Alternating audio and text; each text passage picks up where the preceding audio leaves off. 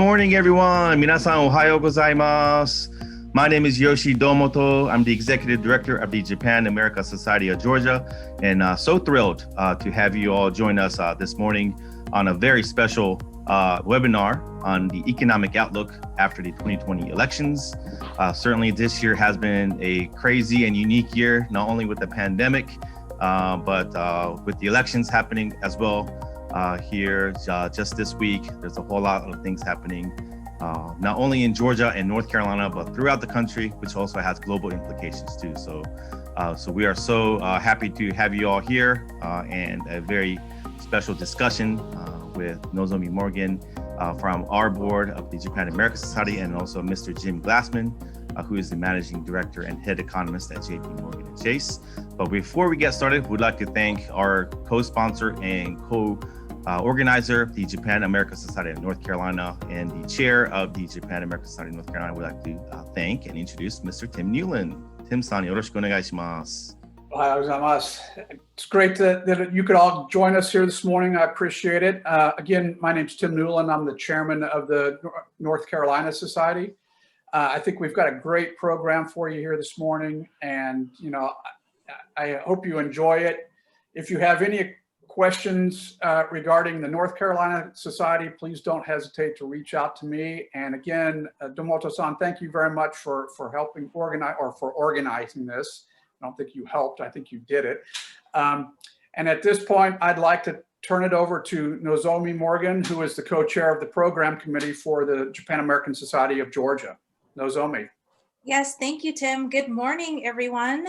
So thank you for joining in so early in the morning, and thank you, Jim. We have a lot of Jims here, so I'm gonna call the full name, Jim Glassman from JP Morgan, the managing director and head economist of JP Morgan Chase.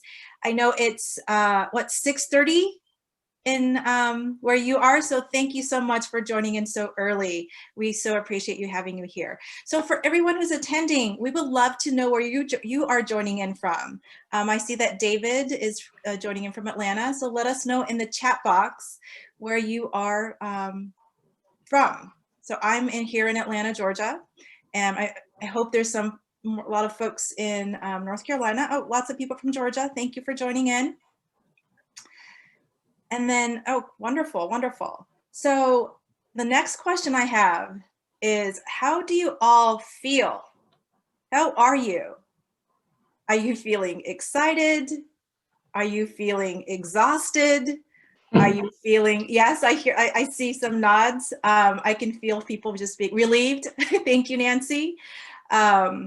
Anything that you're feeling, just let it out. We'd love to kind of figure out what the energy is today, because we are definitely in a very, I guess interesting is not the best word, but I'm trying to be kind of generic here, but time.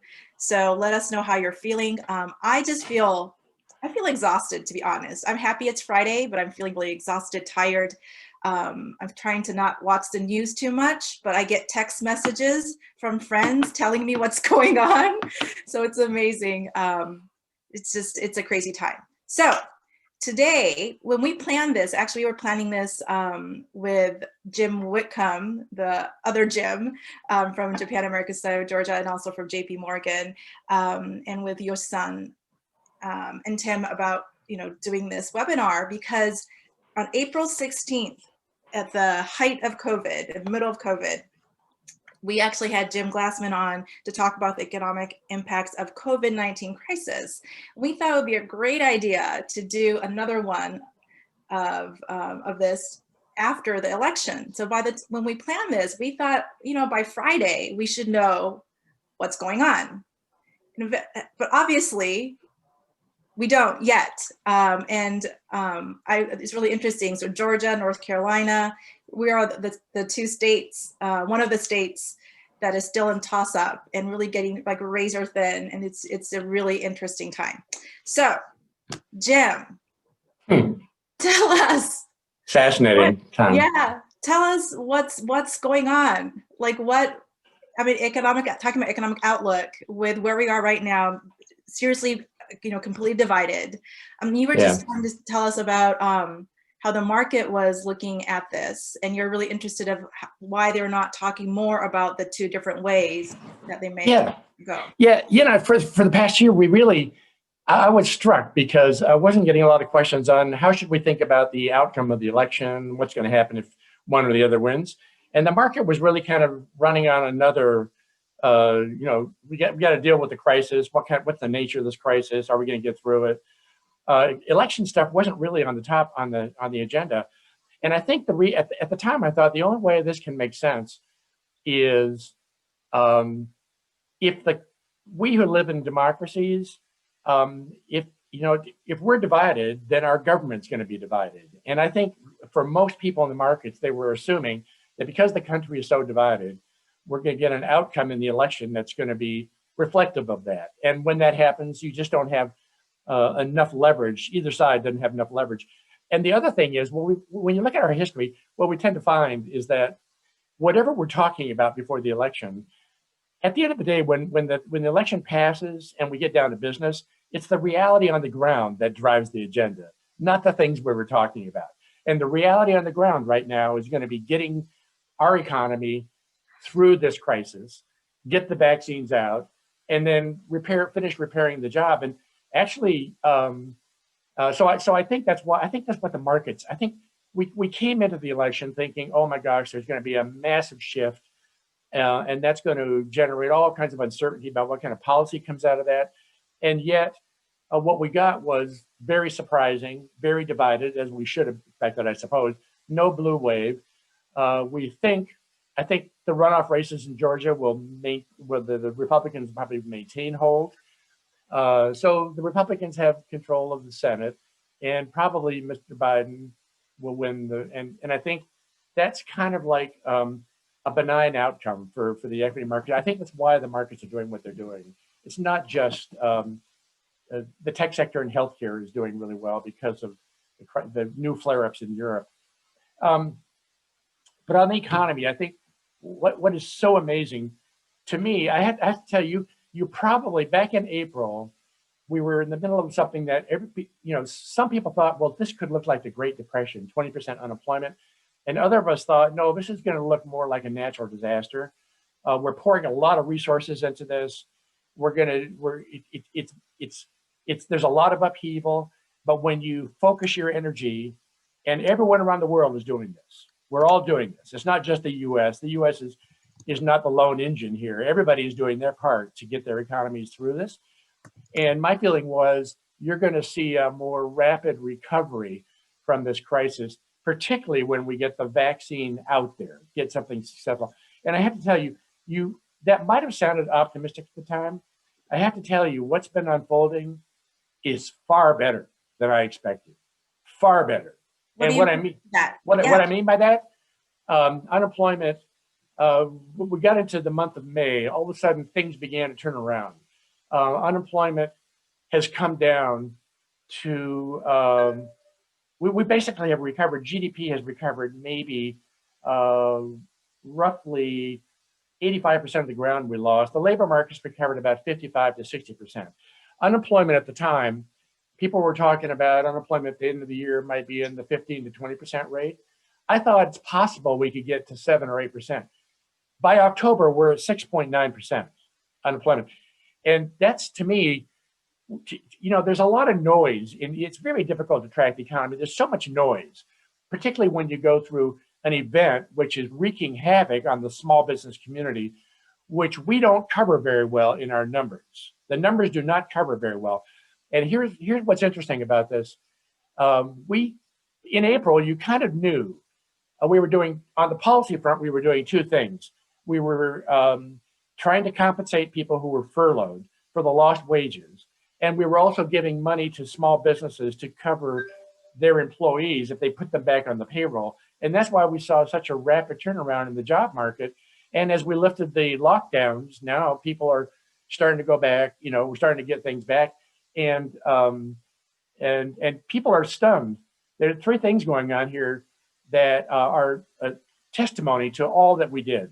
The stock market is not panicked. It's back at all-time record highs. Mm-hmm. The consumer is leading the economy out. Well, if there's all this unemployment, why would that be? Well, because we basically gave people paid leave how it worked out. And thirdly, the financial distress that you usually expect to see when you have a lot of unemployment, that's just not playing out. Rent payments, property tax collections, all those things that give you a hint of what's going on, financial distress, not playing out. And just one final comment, because today being what it is, Yes. this is stunning to me, what's going on, because, and my peers haven't really caught on to this. I don't know why. We have three ways of looking at the job market. You can look at it through the eyes of the unemployment insurance system, which we get data every week.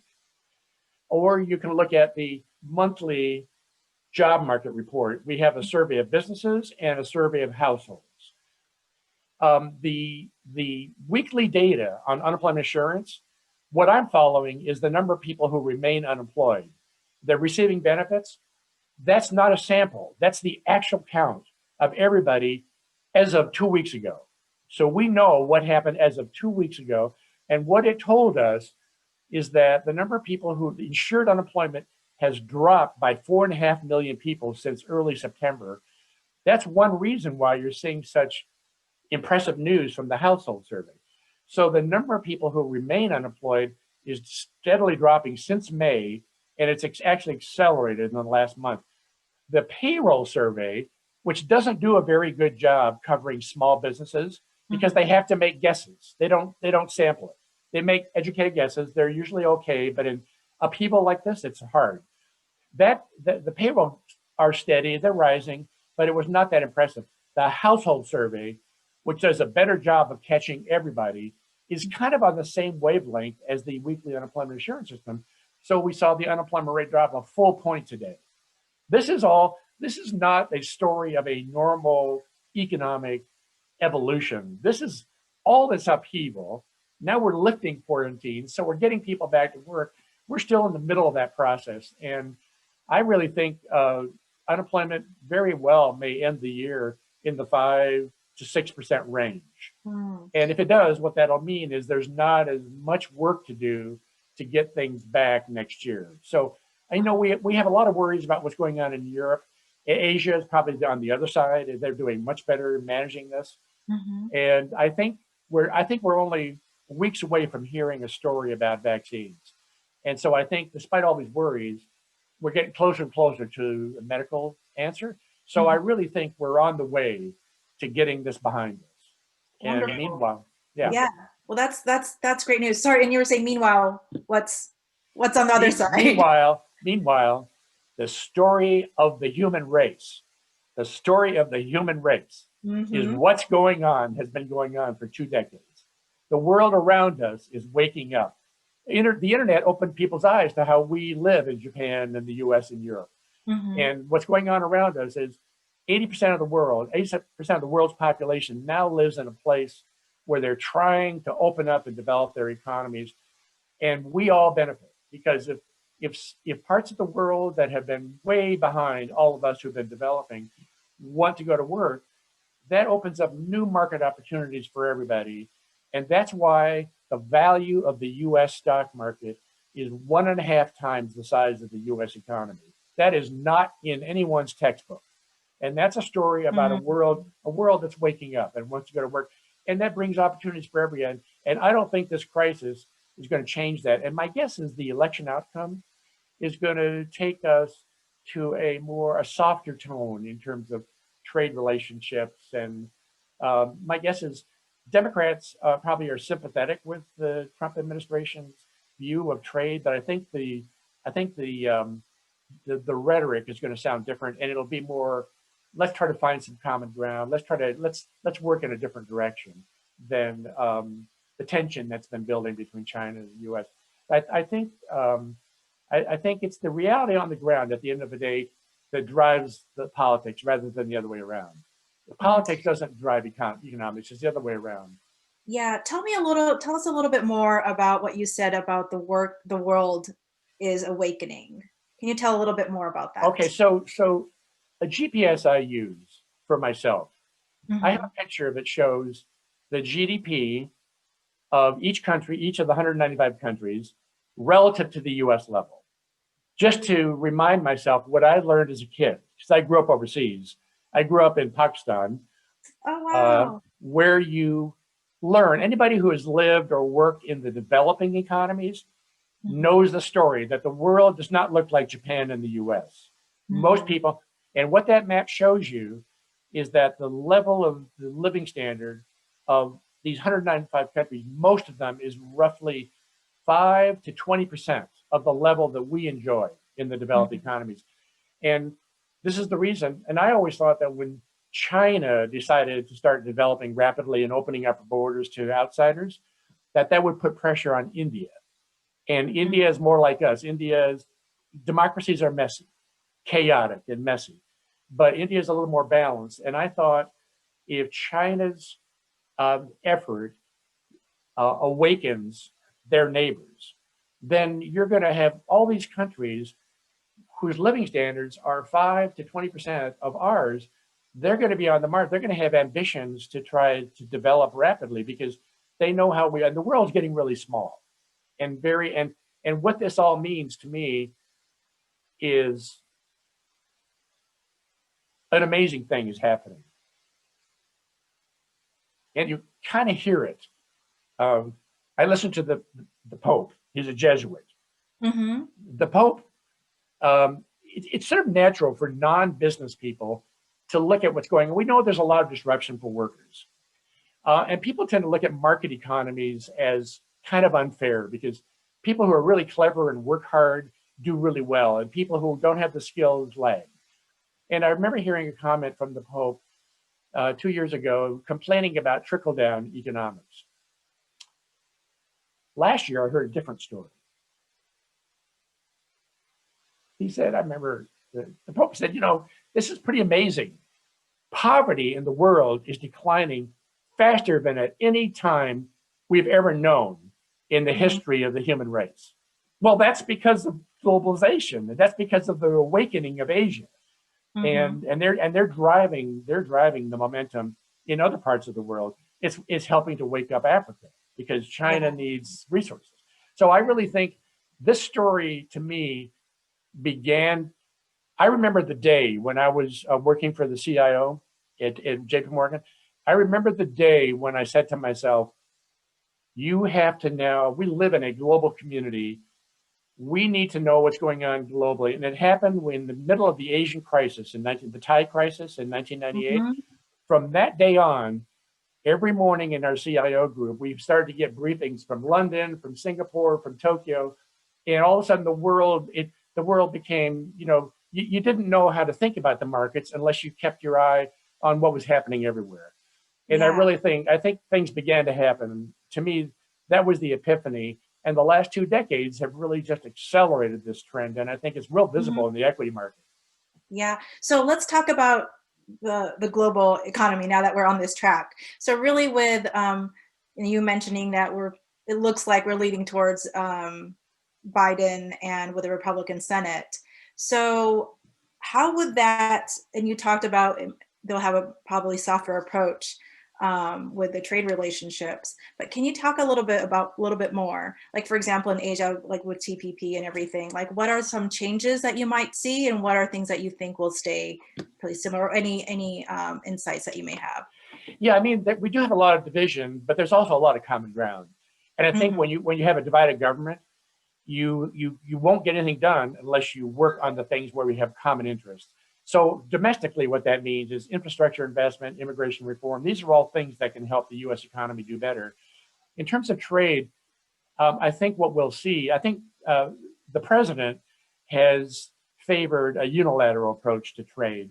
I think until the President Trump came around, the preference was for multilateral arrangements, and I think we'll kind of go back to that. I think people, the think tanks, seem to be concluding that this approach, the tariffs on China, didn't really accomplish what we thought they would. The world is not as quite the way, people look at, some politicians look at trade deficits and they view that as a symptom that somebody's taking advantage of somebody else.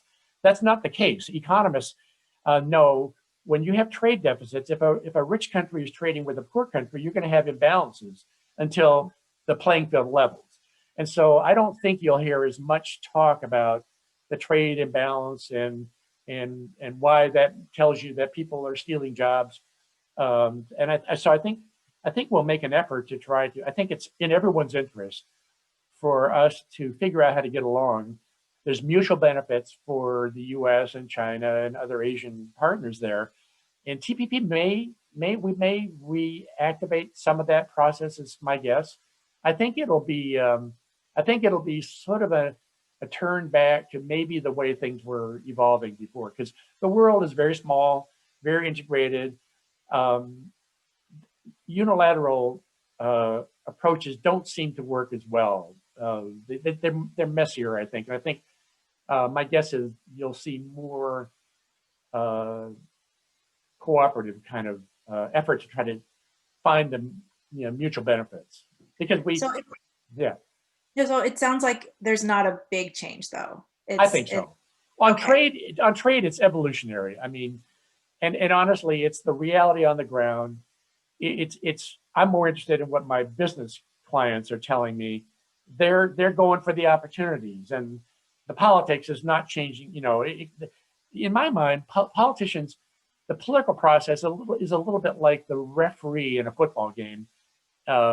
If you know what I mean. They can change the rules, but they don't move the ball down the field. It's the business community that makes the ball move down the field. And it's the opportunities that come, and the economics of supply chains. Does it really make sense to diversify your supply chain all over the world, bring them back here? I don't think so. So businesses think about business, what makes most sense to be profitable, and that's what's driving this momentum.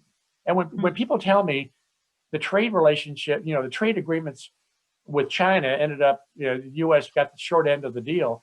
We don't have a trade relationship with China. We just have economic opportunities what's driving it. We didn't demand that China wake up and develop. China wants to do it.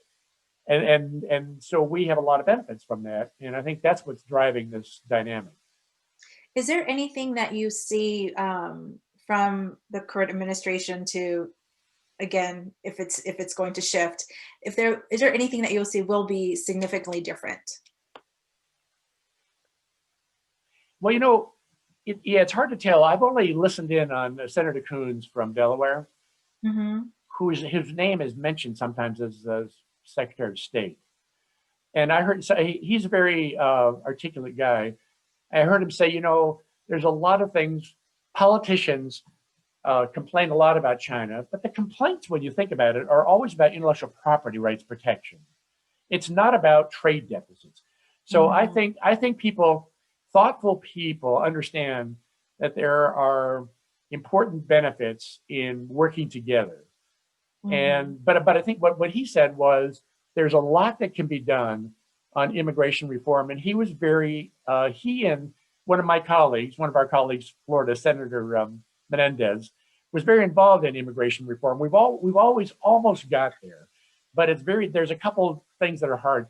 I think you'll see a lot more progress on the areas where there's common ground, common interest, infrastructure investment, immigration reform, because we in the United States have, because of our demographics, we have 6.5 million jobs we can't find people for, which tells you there's a lot of opportunity if we could figure out how to fix the H-1B visa issue and allow for people to cycle through job opportunities better. My guess is you'll see more movement on both on the COVID-19 recovery effort. We'll probably get another stimulus package out of this, because in my mind, the principal challenge we have right now is the world is not moving. We're not traveling. Domestically, we're not traveling. International travel is not. It's starting to pick up a little bit, but the thing is, when you're running operations from the U.S. in Asia, or you're based in Asia running operations in the U.S., you need to be on the site. You can't really do it this way. We can talk and share ideas this way, but you need to be there in person, and that tells you business travel is going to return when people are comfortable with it.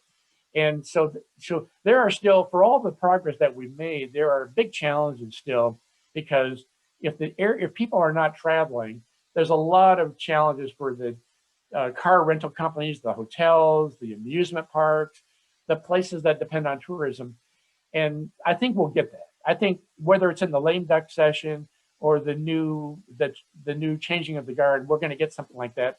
We may get something on infrastructure investment, and we may get something on immigration reform. And the rest of it, I think, will be more kind of evolutionary, just a shift in tone, hopefully a little quieter.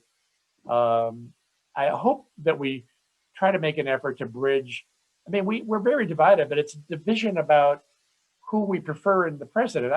We all share the same, we all have the same interests in mind. We all want our country to do better, and we want the world to do better. So I think at the end of the day, we'll probably, I think the sound will be a little different sound maybe in coming years. I see. So you actually touched upon the stimulus package. We had a question around that. So, which I feel you answered, but I'm going to ask it since it's here.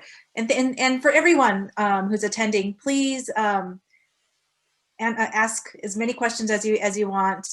There's a Q&A box. If you look at the below your screen, there's a little icon that says Q&A. So click that and enter your question, and we'll try to answer as many as we can. So the question is, given the advancing economic data, do you think a second stimulus bill will stay in focus in Washington, or is it really needed? No, I think as optimistic as I am, I think it's needed, because we haven't really done anything. We've done a lot to help furloughed workers, and that's what the data show you. We haven't, it's businesses that are trying to survive in an era of social distancing until we get that vaccine. And it's mostly the folks who are connected to the air travel system. They're not moving. I look at the number of people leaving the 10 busiest airports in the US: Atlanta, Miami, New York, Philly, Chicago, Houston, LAX, San Francisco, Seattle. And the flows are about, normally you have 60 or 70 million people departing every month. It's down to about 10 or 12 million. That tells you there's just a lot of upheaval in that industry. And by the way, there's a lot of municipalities who depend on tourism, whose sales tax collections are way down. So I think it's interesting that Mr. McConnell, if he remains the majority leader in the Senate, he's changed his story about this. He's now open to another round. He says that we need another round of stimulus, and I think it'll include help for municipalities, maybe furloughed workers. I'm not sure. The furloughed worker problem is disappearing rapidly, and it's hard to figure out how to help the air travel system, because there's so many businesses. You can help the airlines, but that doesn't help the hotels. Yes. And really, air travel is quite safe. It's just a matter of getting people psychologically comfortable with that. So I think we'll get something. I think it's needed. But the problem is, we spent $4 trillion basically, and it's only cost us $1 trillion. So we probably have overspent to cover. We probably overdone what we needed to do for all the furloughed work, for the disruption in the spring. But we haven't been able to help the people who are still struggling, because of until we get that vaccine. Yes. Well, interesting. We actually, the Japan American Society of Georgia, we did a webinar, a panel with the airlines, with Delta Airlines, with Japan Airlines, and with the Atlanta Hartsfield Jackson Airport. We had the three parties on. And to your point, there's such a big industry behind the airline industry, the hotels and that you mentioned, but also the airport itself is like a city. Yeah. Vendors and businesses within the airport, just like you said, the car rentals, the parking around the airport, the hotels around the airport. There's so many people who work in the total airline industry, I should say. Yeah. Well, economists tell you that airlines by themselves contribute maybe 5% of GDP.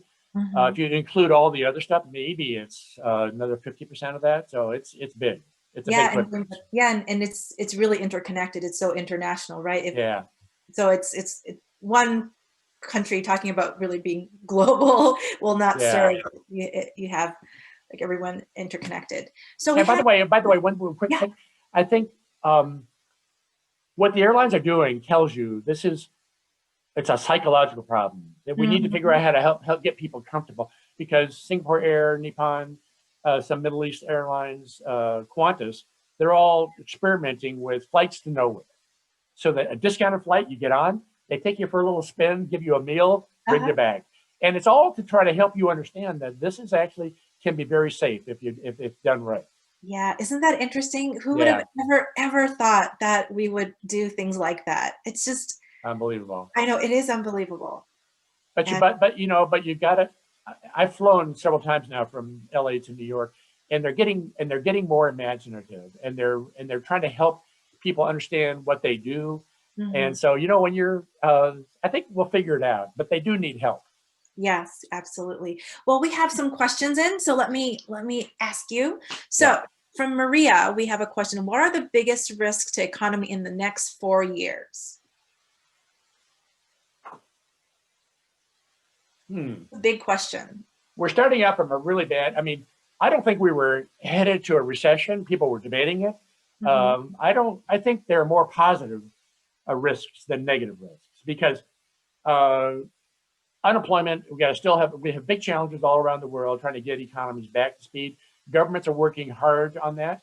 My guess is a year or two from now, we might start to think that maybe all the stimulus that we're providing to get these economies back, we may start worrying about the inflation risks that come from that. But right now, that's not a worry.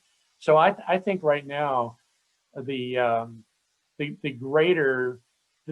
surprises to me are going to be more on the positive side, as they have been all year, because we're working hard to get everybody back. And yes, there will be another pandemic, but I think we've learned a lot of lessons. I think the Asians, because they have more exposure to this, have done a better job managing this. The rest of us have been kind of ignoring it. And I think we're learning important things about how to get your medical system, how to get people to honor social distancing in order to manage this. You don't want to have to shut your economy down to manage a spread of a disease. There's other ways to do it. So, well, on that note, so who would be the one spearheading that? That's a huge initiative. Like, what? Yeah. Who would be? Is it the local government? Is it the politicians? Is it more the healthcare system? Like, who would be the ones who really need to lead this to make it? Probably comes from the top. I think we need more discussion at the very high levels around the world, all the countries, so I think we need to have task forces to sort of study who did this well, who didn't, how did it work. We've got a lot of different experiences: Japan, Korea, South Korea, Sweden. There's a lot of different experiences, and there's a lot to learn from this. And honestly, I think the one thing that I've learned, and I learned it from our client base in Atlanta, is that Kurzarbeit, what the Germans do, and it's been around for 100 years. Kurzarbeit is short work program. It's a perfect program when you have dislocations like this, and it doesn't require, it's an automatic pilot. If there's a disruption, companies notify the government compensates them to keep their workers intact, and you don't need a political process to make that happen. So I think it's hard to believe that we'll get there as in the US, but I think there's interesting things like that countries do. Japan copies that process. A lot of European countries copy it. So I think that it's a global problem. We're a small world, and I think we need to think hard about how to manage. There are going to be more pandemics, and we need to understand how to manage this as a global community, because we're all very connected. Yes. And the most important thing we learned was how quickly this problem spread all around the world. It tells you a lot about how much we're all moving. World, we're all moving everywhere. Yes, and we're all interdependent on each other. Yeah. Okay, we got a lot of questions, so I'm going to keep on going. So from David, he's asking, what do you project for the markets in 2021? Wow, after this year, kind of hard to, this year is pretty amazing that we're sitting here at all times. And I think what it tells you is, yes, the healthcare crisis is a big shock, but there must be something else going on in the background that is very positive. And as an economist, I can tell you what they are. I can't tell you why the equity market should keep going up, but I don't see, it'll probably slow down. We may see it's the tech sector that's really done the best through this crisis. as we start to normalize, we may find a reversal of some of that stuff. But honestly, there's no reason to be negative, I don't think, because uh, we are doing a good job recovering. We're going to have a medical answer. And the only thing that I would worry about is if this crisis started to tear up the script on globalization. I don't think that will. So I don't really, as an economist, I don't see any trouble on the macro landscape for the equity market. It's when you're at valuation levels that are very high, though, it's kind of hard to figure out where we should go. Mhm. But interest rates are going to remain very low for a little while still, as because that's all that central banks know how to do, and so that means you're going to have a big incentive to still favor equity. Okay, so I'm going to ask this next question then from Joshua. As a growing business, based on that 2-year outlook that you were sharing, should we continue with a bullish mindset as opposed to a more conservative approach? Yeah, I would be bullish. I think yes, this is very disruptive, but I think there's a lot of work. To me, the one thing that makes you want to be more bullish is we learn the most. We learn the most when we have shots and we make mistakes. When shocks like this expose weaknesses in your system. And I think we're going to be doing a lot of learning in the next couple of years. And out of this crisis, we're going to come out stronger and better. And I think that doesn't mean the markets keep going up forever, but it means we're going to do a better job understanding how to handle healthcare crisis. What we learned is that a private healthcare system cannot have the surge capacity that you need when you have pandemics without the help of the federal government, the central government. So because it doesn't make sense for a hospital to invest in massive surge capacity, hospital beds, ICUs, for an event that may or may not happen. That requires the government sector to be involved in helping you develop a strategic stockpile of those kinds of things. Yeah, that's interesting. You were mentioning about Germany earlier, but one of the news articles that I read was that Germany had so many has so many ICU beds that actually, like, maybe to a point they thought maybe they had too many, but with this pandemic, it proved that that was right to have that many ICU beds because you actually needed them, and that's one of the that's the problem. That's what insurance is about, right? You take out insurance for an event you hope never happens. Mm-hmm. So in the moment, it might feel like you've gone overboard. Well, you can't expect a private system to spend that kind of money. It's the hospitals and the medical system run on really thin margins, and it needs the participation of the federal government to help build those stockpiles. So we have surge capacity in things like electricity and our emergency management system. When we have a hurricane that hits the US, we mobilize resources around the country and everybody flows to where the problem is. We don't have that. We were developing it. Like there's a voluntary system in the hospital system now for allocating ventilators. So once you you need that kind of a thing, but the central government needs to be involved in that. You can't expect private hospitals to be able to do that. Yes. And especially since I heard you say that there's going to be another pandemic. So it's bound to be, right? We live in a small world. Yes. And we're all mixing more and for good reason and lots of benefits. Yeah. But there's going to be more risks. So talking about new normal, that's another new normal for our age. Great. So, okay, there's a lot of questions around the stimulus. So I'm going to ask you the next one. So Justin's asking, based on the unprecedented levels of stimulus spending during COVID, what do you foresee the long-term 5 to 10 years financial impacts to be on the U.S. and globally? This issue worries a lot of people because the debt in the U.S. is run up to about 100% of GDP again, which is what it was at the end of World War II. But I think, we're not seeing the stresses from this because the Federal Reserve is buying a lot of the debt. And the thing is, all of us around the world we're all doing something similar. When you look at the amount of fiscal stimulus we did, Japan, some are more aggressive than others, but we're all doing it. So I really think, I don't think we're going to see the consequences for the financial markets are really not, to me, not going to be that visible, because I think the problem would have been worse had we not done this. The damage to these economies would have been worse, and at the end of the day, the bill would have been higher.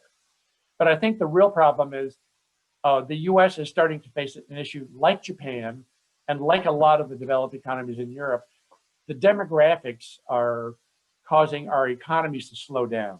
Mm-hmm. And what that means is we've made a lot of promises in our safety nets. And if we can't figure out how to get these economies moving faster, then the revenues are not going to be able to pay for the promises we made. To me, that's the real challenge, not all the debt that's being issued right now to fix this problem. I think we'll never know. But in my mind, the more aggressive you are, the more you spend to address a crisis, the less damage it does in the long run. But we always had a long run problem, just like Japan, because our problem is similar to Japan. The demographics is changing. Mm-hmm. And I hope what that does is it focuses our minds on doing things to figure out how to get more energy in the global economy. And there's a lot of potential for that, because technology is giving us better ways of doing things. That comes from the private sector. Infrastructure investment could go a long way to improving the growth in this country, and India in particular. Mm-hmm. And I think the immigration system for countries that have a shortage, they can't find people, immigration reform can help a lot. And there's smart ways to do that. Yes, absolutely. So wonderful. You talked about infrastructure, because the next question touches on that. So James is asking, do you see opportunities in an infrastructure stimulus bill for restoring, deepening ties with industries in Japan? For example, there are 2 projects planned in the US utilizing Japanese Shinkansen, the bullet train, and maglev transportation technologies. Yeah, there are. I don't know. I love the Japanese train system. I do too. It's the Because best. you can set your watch to it. Yes. And you know what I like best about it? What? You're sitting in the conductor comes through the car, checking your tickets, right? When he leaves, he bows Yes. to the customers. Yes. Oh my God. That tells you so much. I don't know. I don't think, the US is different because it's hard to justify economically. Rail system in certain quarters, it does make sense. And there's a lot that can be done in the Boston to Atlanta corridor. There's a lot that can be done there, and in the Seattle to California corridor. But the country's so sprawling, it's hard to believe that we could justify a rapid rail system across the country. So it'll probably happen in dense quarters. But infrastructure investment is the one area that there is common, bipartisan support for.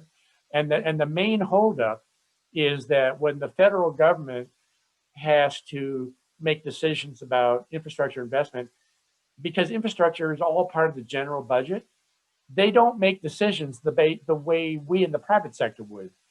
A project is done if we can fit it into the budget. They never do it on the basis of what's the return on the investment.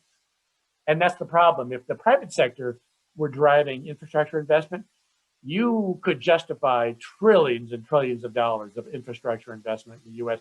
So we may see, I've heard Senator Coons talk about this, he's part of the Biden team. I think they talk about private-public partnerships. I think that's a way to get around some of this. But I think, I think this is a promising area, because it's the one area where it's not a partisan issue. Everybody agrees that there's a lot that needs to be done. And the country, if you can improve the flow of goods and people, there's a lot of benefit that comes from that. Yeah, absolutely. I'm still dreaming of the day there will be a rapid train system from Atlanta to New York or to DC. Hopefully it'll happen in my lifetime. That will be beautiful. I don't know. You may have to live 200 years. That's true. Yeah, but Japan did it in a few decades. They did. Well, they had the necessity, right? I guess it goes back to we need it or not. Yeah. Okay. So there's another question here. So everyone, we have about 15 minutes left. If you have any questions, please enter in the Q&A box. We would love to answer all the questions that you may have. So the next question is, do you think the deregulation and corporate tax reductions put in place by previous administration will be quickly undone under the new administration? Or is only the deregulation at risk by doing undone? Yeah, I don't think we'll see it undone. And I'll defer to comments my colleague, Senator Mel Martinez, made about this, who said that when I asked him about this, if you have a divided Congress where the Republicans control the Senate, even if Democrats controlled the Senate but didn't have a real big majority, it's very difficult to go forward with big initiatives like tax, unraveling the tax thing. And I think at the end of the day, it sounds appealing. A lot of the tax discussion was really probably more for political appeal during the election, because when you think about it, to me, in my career, which didn't start yesterday, the Tax Reform Act was probably the most significant of any public policy initiatives that I've known in my career, more important than Ronald Reagan and Ronald Reagan's tax cuts. And what I mean by that is, what we've known since the Kennedy administration, the US tax code was falling out of line with the rest of the world. The rest of the world depends largely on a territorial tax system. So if you're an American company doing business in Denmark, you may pay Denmark 25% on your corporate taxes. You get credit for that, but you still owe the IRS 10% more. And so going way back to the Kennedy administration, in order to offset this, they allowed companies to defer that obligation to the IRS. So what they did with that tax reform is it finally realigned the US tax code with everybody else. And it got rid of a lot of those crazy distortions that were causing the tax inversions and things like that. So I think when you sit down, even if the Democrats had more control in the Senate, I think they would, I think both Democrats and Republicans were upset by all the crazy things that were happening because of the dichotomy between the US tax code and elsewhere. So maybe you might see some modest things on tax adjustments, but I don't think you'll see, I don't think there will be enough support to undo the Tax Cuts and Jobs Act that happened in 2017, in the winter of 2017.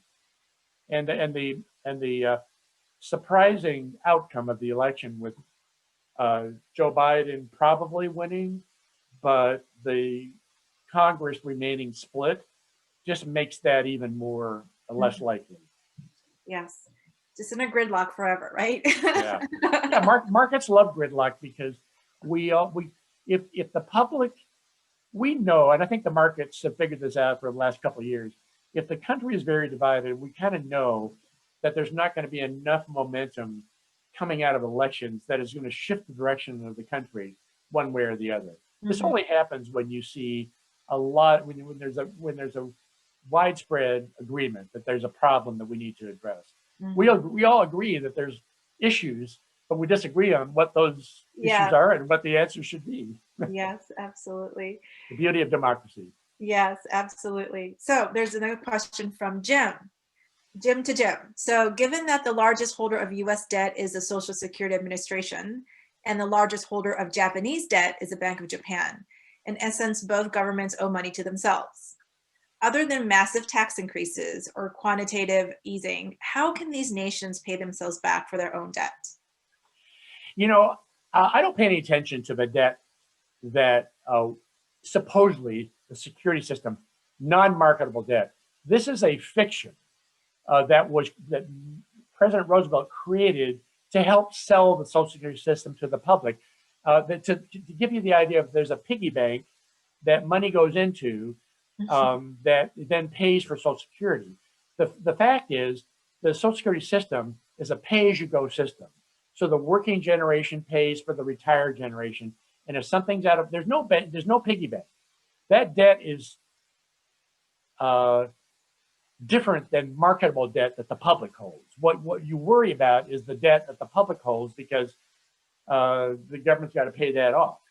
So to me, the debt that the Social Security system and Medicare system holds is an accounting mechanism to remind us how much money came in the past and how much is going out now. It's just another way of keeping track when things are getting out of balance, there's not enough coming in to go out to pay out.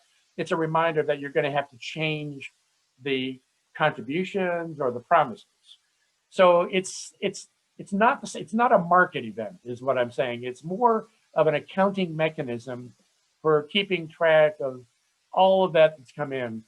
And what really matters is the debt that the government's issued that is held by the public, the outside world. Mhm.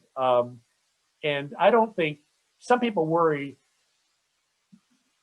you'll never see, the US government will honor every penny it owes, because should the US government decide to default or, write off the debt, that would wreak havoc on the stability of the international financial community.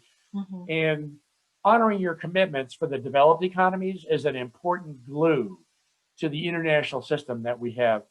And so it's not a market event, but it's going to be a political event, because we will have to figure out how to get things more in line.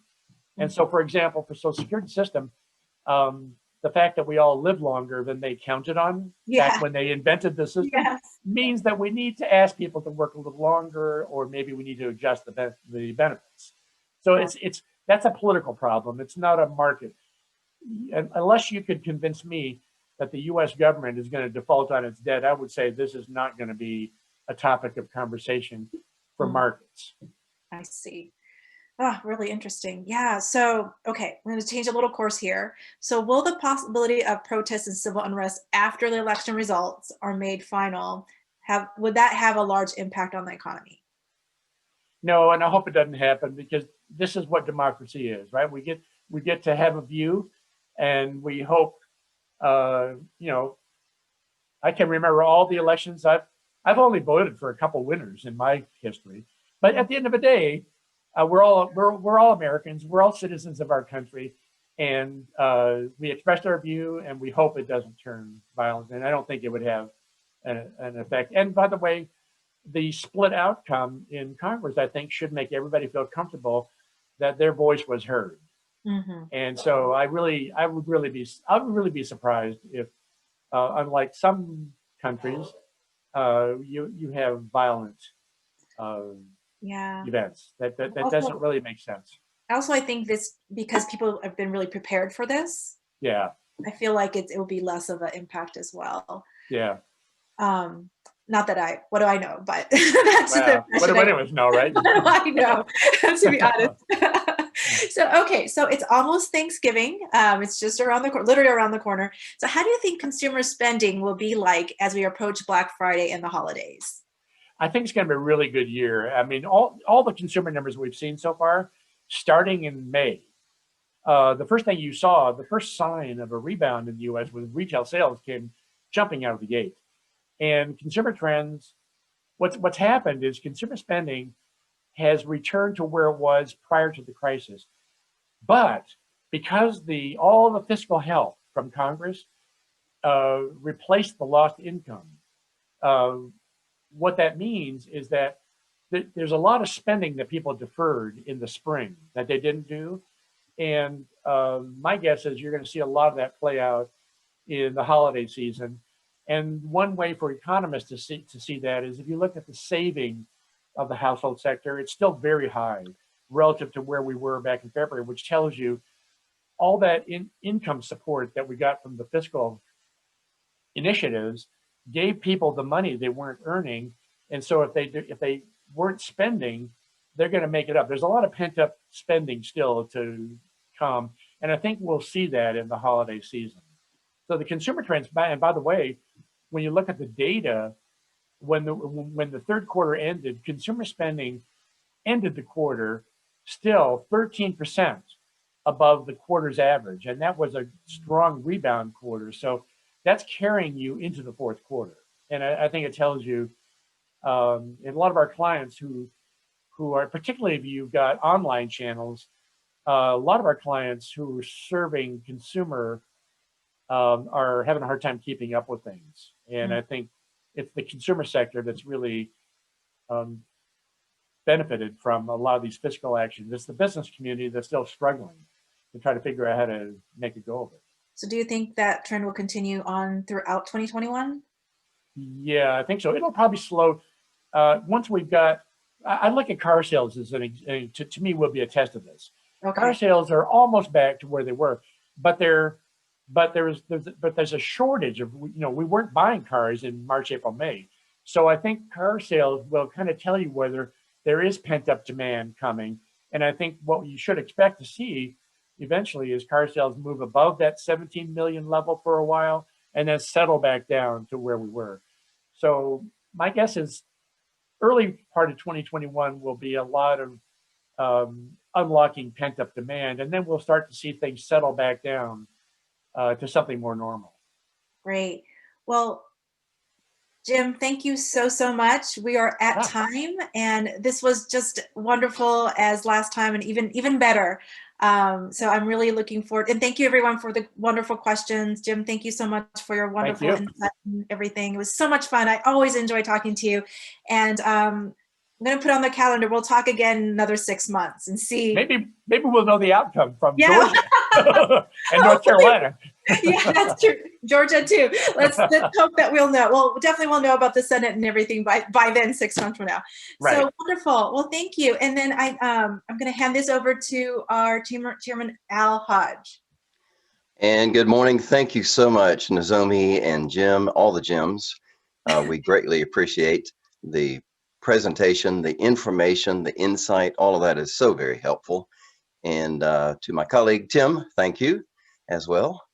It's wonderful the number of Japan American Society of Georgia collaborations we have, of course, within Georgia, and then with the binational chambers, for instance, and the caucus. We also have great relationships with the various state associations, and I think that's such a plus, isn't it, everybody?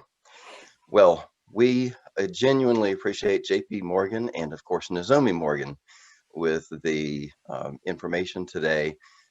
Yoshi Domoto does such a great job. I'm happy that Tim thanked you earlier. Jim, thank you, both Jims as well, for this information.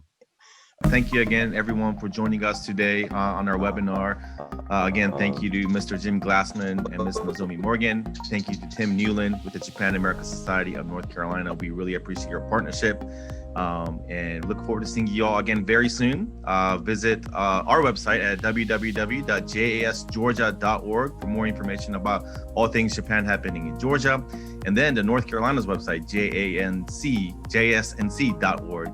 For all the Japanese things happening in North Carolina as well. So thank you again, everyone. Be safe, be healthy, and we will see you next time. Yes, and hopefully, as Jim said, hopefully we'll have the election results by then, right? So, but have fun, everyone, and we will see you all again very soon. Take care. Thank you. Have a great weekend. Bye.